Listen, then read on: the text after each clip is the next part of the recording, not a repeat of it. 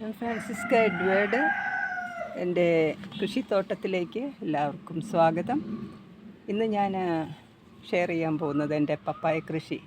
എൻ്റെ കൃഷിയിടത്തിലെ പപ്പായ, red lady പപ്പായ നമുക്കൊന്ന് കാണാം. ഇത് ചെറിയ പപ്പായ എന്ന് തന്നെ റെഡ് ലേഡി പൊതുവേ ചെറുതാണ്. ഇതിൽ നിന്ന് ഇത്രയും നല്ല കായ്ഫലമുള്ള റെഡ് ലേഡി ഉണ്ടാക്കിയെടുക്കുക. പ്രത്യേകിച്ച് റെഡ് ലേഡി ഭയങ്കര പാടാണ് ഇതുപോലെ ഉണ്ടായി വരാനായിട്ട്. അതുപോലെ കെയർ നമ്മൾ കൊടുക്കണം. അത് മാത്രമല്ല, അത് പിന്നെ നല്ല വെയിലും നീർവാർച്ചയുള്ള സ്ഥലം നോക്കി വേണം നമ്മൾ പ്ലാന്റ് ചെയ്യാനായിട്ട്. വെളിച്ചമില്ലാത്തടത്തോട്ട് നമ്മൾ കൊണ്ടുപോയി നട്ട് കഴിഞ്ഞാൽ അത് തീർച്ചയായിട്ടും നമുക്ക് വിചാരിക്കുന്ന ഫലം കിട്ടത്തില്ല. അപ്പം പപ്പായ എന്ന് പറയുന്നത് നമുക്ക് എല്ലാവർക്കും ഇഷ്ടമുള്ളതാണ്. എല്ലാവരുടെയും വീട്ടുവളപ്പിൽ ഒരു പപ്പായെങ്കിലും എപ്പോഴും കാണും തീർച്ചയായിട്ടും. പിന്നെ അല്ലാതെ സാധാ പപ്പായയും ഉണ്ട് എനിക്ക്. അത് ഈ വീട് മുഴുവൻ പച്ചക്കറികളും എല്ലാ കാര്യങ്ങളും കൊണ്ട് നിറഞ്ഞു കിടക്കുകയാണ്. ഇതാണ് നമ്മുടെ സാധാരണയുള്ള പപ്പയ്യ. അത് ആദ്യമൊക്കെ എനിക്ക് അറിയത്തില്ലായിരുന്നു. ഞാനങ്ങ് മേളിലോട്ട് വളരാൻ വിടുമായിരുന്നു. പക്ഷേ ഇന്നിപ്പം അത് അതിൻ്റെ മുകൾ കുറച്ച് ഒടിച്ചു കൊടുത്തു കഴിഞ്ഞാൽ, അത് വളരുന്നതിനനുസരിച്ച് നമ്മൾ മുകളിൽ ഇച്ചിരി വെട്ടി കൊടുത്തു കഴിഞ്ഞാൽ അത് നമുക്ക് താഴെ നിന്ന് പറിക്കാവുന്ന രീതിയിൽ നമുക്ക് പിന്നെ വളർത്തിയെടുക്കാൻ പറ്റും. എപ്പോഴും എൻ്റെ വീട്ടിൽ അങ്ങ് മേളിൽ പോയിട്ട് കാക്കകളും, പപ്പായ കാണാൻ ഭംഗിയുണ്ട്, ടേസ്റ്റുണ്ട്, കഷ്ടപ്പെട്ടാണ് പറിച്ചെടുക്കുന്നത്. അത്രയ്ക്ക് വലിയ തോട്ടമില്ലെങ്കിൽ നമുക്ക് പറിക്കാനും പറ്റത്തില്ലായിരുന്നു. അപ്പം അങ്ങനെ ഞാൻ ഒത്തിരി പേരോട് ചോദിച്ച്, ആരും ഒന്നും പറഞ്ഞു തരത്തില്ല. അറിവ് പകർന്നു കൊടുക്കും തോറും ഏറിയിടുമെന്നാണ്. പക്ഷെ ചിലരത് പറഞ്ഞു കൊടുക്കത്തില്ല. അവർ പഠിച്ചാലോ, അവർ മിടുക്കരായി പോയാലോ എന്നുള്ള ചിന്തയാണ്. അതുകൊണ്ട് നമ്മൾ പിന്നെ എങ്ങനെയൊക്കെയോ നമുക്ക് കാര്യങ്ങളൊക്കെ പിടികിട്ടി ഈ യൂട്യൂബ് ചാനലും എല്ലാം കണ്ട് ഇങ്ങനെ ഈ ഒരു വിധത്തിലെത്തി. അപ്പോൾ ഈ പപ്പായ എന്ന് പറയുന്ന ഹൈബ്രിഡാണ്. പിന്നെ റെഡ് ലേഡി പപ്പായ. ഇതിൽ നിന്ന് നമുക്ക് വിത്തെടുക്കാൻ പറ്റത്തില്ല. പിന്നെ തൈകൾ നമുക്ക് കിട്ടുന്നത് നമുക്ക് വാങ്ങിക്കൊണ്ടുവന്ന് നമുക്ക് നടാം. നല്ല പിന്നെ കൃഷി വാണിജ്യപരമായിട്ട് ചെയ്യുകയാണെങ്കിൽ 2 മീറ്റർ അകലത്തിലായിരിക്കണം നമ്മളത് തൈ നടുന്നത്. അത് നല്ല നീർവാർച്ചയുള്ള വെയിലുള്ള സ്ഥലത്ത് നമ്മൾ പിന്നെ കുഴിയെടുത്ത് ചാണകവും എല്ലുപൊടിയും വേപ്പിൻ പിണ്ണാക്കും ഒക്കെ നമ്മൾ നേരത്തെ പ്രിപ്പയർ ചെയ്തിരിക്കുന്ന കുമ്മായം ഇട്ട് ട്രീറ്റ് ചെയ്ത് മണ്ണിലേക്ക് ഇട്ട്, എന്നിട്ട് അതിനകത്തോട്ട് നമ്മൾ തൈ വെച്ച്, അത് വൈകുന്നേരങ്ങളിൽ നടുന്നതാണ് ഏറ്റവും നല്ലത് മണ്ണിൽ വെച്ച് കൊടുക്കുമ്പോൾ. അല്ലെങ്കിൽ വേറെ എവിടെയെങ്കിലും ഗ്രോ ബാഗിൽ ചെയ്തിട്ട് അതിൽ നിന്ന് നമുക്ക് അടർത്തിയെടുത്ത് നമുക്ക് വൈകുന്നേരങ്ങളിൽ പ്രിപ്പയർ ചെയ്ത കുഴിയിലോട്ട് വെച്ച് കൊടുക്കാം. അങ്ങനെ 2 ദിവസം തണൽ വേണം അത് റെഡിയായിട്ടൊന്ന് വരാനായിട്ട്. എന്നിട്ട് അതിന് നമ്മൾ എല്ലാം 4 ഇല പരുവാകുമ്പം അതിന് വേണ്ട വളങ്ങൾ കൊടുക്കുക. പിന്നെ 8 ഇല പരുവാകുമ്പം അങ്ങനെ ഓരോ സമയത്തും കൊടുക്കേണ്ട ട്രീറ്റ്മെൻറ്റ്സ് കൊടുത്ത്, കാൽസ്യം നമ്മൾ കുമ്മായ ഇടയ്ക്കിട്ട് കൊടുക്കണം. പിന്നെ ഇപ്പം നമുക്ക് ഇത് കിട്ടും, സോലുബിൾ ന്യൂട്രിയൻസ് എന്നും പറഞ്ഞ് ഇത് വളങ്ങൾ സ്പ്രേ ചെയ്യാൻ കിട്ടും, ഫ്ലവറിങ്ങിനുള്ളതൊക്കെ. അതൊക്കെ നമ്മൾ ഉപയോഗിക്കാം. പക്ഷേ ഞാനിവിടെ ഉപയോഗിക്കുന്നത് സ്ലറിയാണ്. ഞാനിപ്പോൾ കാണിച്ച നമ്മുടെ ചാണക സ്ലറി, അത് ഞാനിങ്ങനെ ഇവിടെ പറമ്പിലൊരു സ്ഥലത്തിങ്ങനെ പ്രിപ്പയർ ചെയ്ത് വെച്ചിരിക്കുകയാണ്. ഇത് കണ്ട ഒരു ബക്കറ്റിൽ, വലിയ 20 ലിറ്ററിൻ്റെ ബക്കറ്റാണ്. ഇതെല്ലാ ദിവസവും ഇങ്ങനെ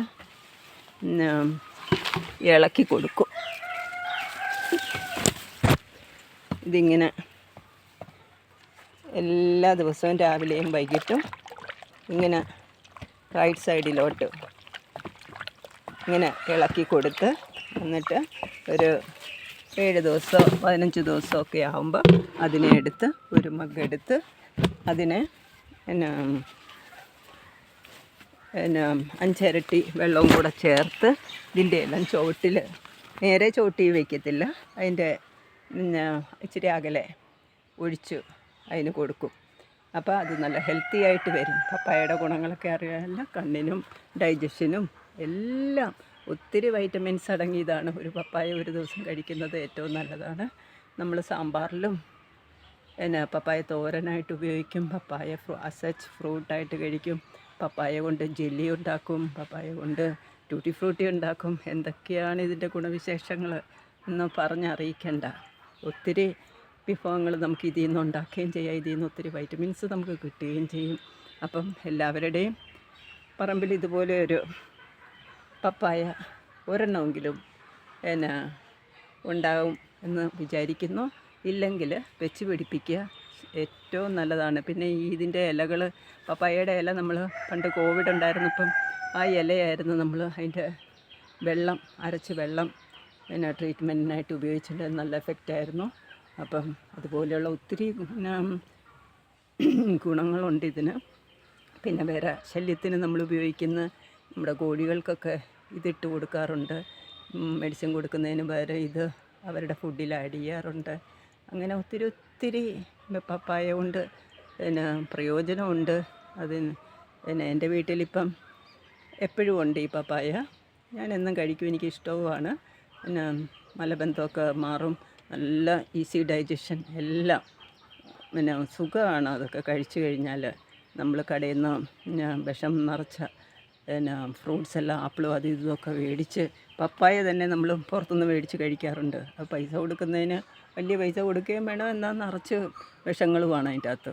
അതൊക്കെയാണ് ഈ ജീവിതശൈലി രോഗങ്ങളായിട്ട് നമുക്ക് വന്നുകൂടുന്നത്.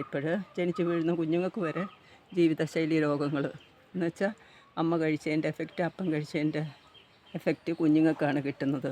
ജനിച്ച ഉടനെ അവർക്ക് അസുഖങ്ങൾ, ലിവർ അസുഖങ്ങൾ, ഹാർട്ടിൻ്റെ അസുഖങ്ങൾ, അങ്ങനെ ഒത്തിരി അസുഖങ്ങൾ, ക്യാൻസർ എന്ന് വേണ്ട എന്തെല്ലാമാണോ ഇപ്പം ലോകത്ത് ഉണ്ടാകുന്നത്. അതുമാത്രമല്ല, നമ്മുടെ പണ്ടുള്ള ആൾക്കാർ, വയസ്സായവർ വീട്ടിൽ മുഴുവൻ പച്ചക്കറികളും ഇങ്ങനെ കപ്പ, ചേമ്പ്, ചേന, കാച്ചിൽ ഇതെല്ലാം വളർത്തിയെടുത്ത് അവർ അതായിരുന്നു കഴിച്ചുകൊണ്ടിരുന്നത്. അവർ അന്നത്തെ ആൾക്കാർ 100-110 വർഷമൊക്കെ ജീവിച്ചു. ഇന്നത്തെ ആൾക്കാർ 35 തുടങ്ങുമ്പോഴേക്കും അറ്റാക്കും അതും ഇതൊക്കെ ആയിട്ട് മരിക്കുന്നത്, അറ്റാക്ക് വന്ന്. അതേസമയം നമ്മുടെ ആ ജീവിതശൈലിയുടെ ഇതുകൊണ്ടാണ്, ജോലിയുണ്ട്, അവർക്ക് കുക്ക് ചെയ്യാൻ സമയമില്ല, കടയിൽ നിന്ന് വാങ്ങിക്കുന്ന ഫ്രൈഡ് ഐറ്റംസ്, പിന്നെ ചോറെല്ലാം അതിലെല്ലാം എന്തെല്ലാം ചേർത്താണ് പ്രിസർവേറ്റീവ് എല്ലാം ചേർത്ത ഫുഡെല്ലാം നമ്മൾ കഴിക്കുന്നത്. അതുകൊണ്ടാണ് ഇങ്ങനെയൊക്കെ വരുന്നത്. ഒരു പപ്പായ ഉണ്ടെങ്കിൽ നമുക്ക് സുഖമായിട്ട് മാങ്ങയോ പപ്പായയോ ചക്കയോ എല്ലാം വീട്ടിൽ വളർത്തുകയാണെങ്കിൽ അതെല്ലാം നമുക്ക് വീട്ടിൽ സുഖമായിട്ട്. ഗോവയൊക്കെ നമ്മൾ പുറത്തുനിന്ന് വാങ്ങിക്കാറുണ്ട്, അത് മുഴുവൻ വിഷമാണ്.